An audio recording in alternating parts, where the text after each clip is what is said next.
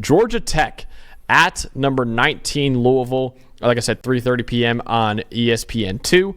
The really storyline to know in this game, this is Louisville's first true test of the entire season. We've always been high on the Cardinals. We had Louisville number 17 in our preseason top 25, even though they started the year unranked in the AP poll. And right now they're number 14 in our top 25, which is 5 spots ahead of where they are for the Associated Press. But as impressive as they've looked, and of course we want to be right about them, even will admit they haven't really played the best competition so far this year. They beat Austin Peay, which is an FCS school, and Jacksonville State, who's currently 0-3 after losses to Coastal Carolina and Eastern Michigan, in addition to Louisville. And Georgia Tech not only is that the first Power 4 team that Louisville's playing this year, they're also 3-1 on the season, and they were ranked just a couple weeks ago as well. So I'm really looking forward to seeing a team that we were very high on, a lot higher than the consensus Dalton in Louisville.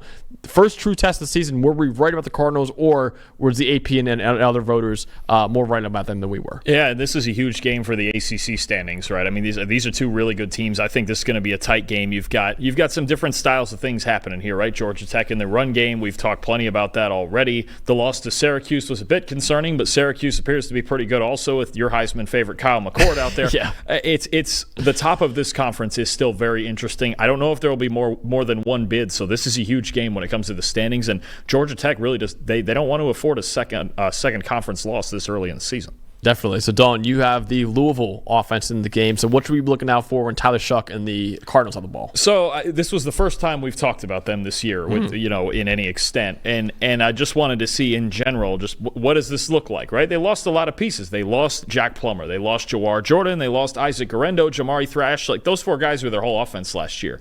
So I'm like, all right, let's flip it on and see what they're doing. Maybe something different. It doesn't look any different.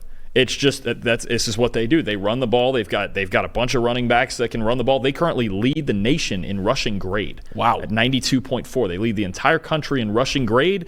And what do? They do exactly with Tyler Shuck, the same things they did with Jack Plummer.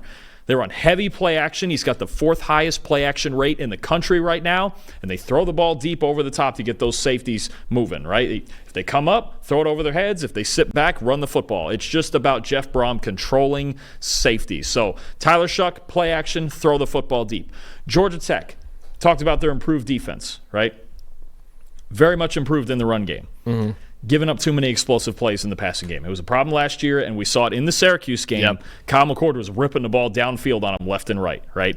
And you look at this secondary, especially at safety. That's really the biggest problem right now. Is their safeties are just, again, they're too easily controlled. They bite up on play action. So since the start of last year, they're 73rd as a team in coverage grade against play action, and they're 96 against the deep ball. This is exactly where Louisville wants to get to. Run the football. Bring safeties up. Don't make Tyler Shuck drop back and throw it in a traditional sense. And I think there is a danger here if Georgia Tech does get ahead in this game and Shuck has to bring them back, because I don't think that's just like it was with Jack Plummer. That's not the plan, right? Yeah. That's not the plan. This is not a team that wants to drop back and throw the football. Tyler Shuck is a good player. He's not an elite player. You don't want him to carry your offense. Run the ball. Take shots in play action. Get after these Georgia Tech safeties. And if they take a few shots over the top, because even last year, play action, I believe they were 10 of 13 against Georgia Tech in play action last year. Mm-hmm. All of their best plays through the air last year against Georgia Tech in week 1, that high-flying shootout they played, all were play action.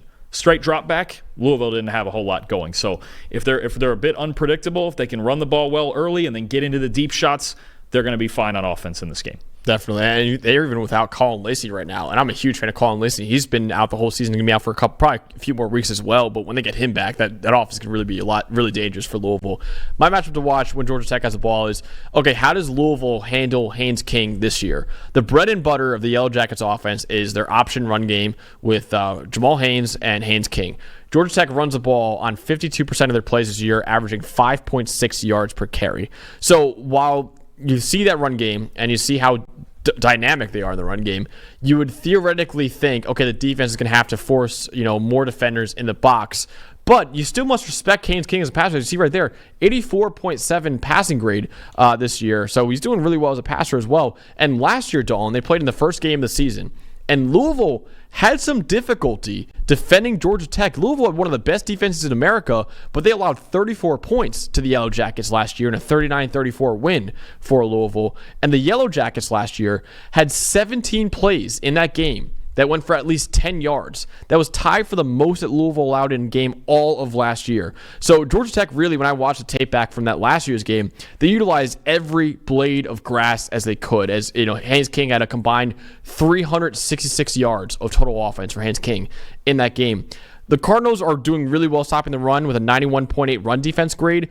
But again, looking at the strength of schedule, they've yet to face an offense as dynamic as the Yellow Jackets have. And since this Georgia Tech offense really, in a lot of ways, is kind of similar to what they had last year, it stands to reason that, hey, Haynes King could once again have success against the Yellow Jackets like he did against the Cardinals, like he did last year. Yeah, absolutely. This is a really dangerous offense. We know this. Their offense didn't lose them that Syracuse game either, right? No. When they get into it. And Haynes King is starting to heat up a little bit. I know in that Florida State game he was relatively quiet and they ran the ball that whole game, but we've seen it before. We've seen it last year. When Haynes King gets hot, this offense gets two-dimensional, and they're really, really dangerous. So I'm with you. I think these are two dangerous offenses. I think they both have some strengths in their defense, but they can be manipulated a bit. This is a tight game. I would not be shocked if either team won this game. Absolutely not. So, Dalton, who is winning this first true test for the Cardinals? The big thing for me, just enough, is I think I trust Louisville's defense just a little bit more. They've got some transfer guys in there, but I think Ashton Gelati's the best player on the field. Yeah. I really do. I think he's going to play. He was good in the pass rush game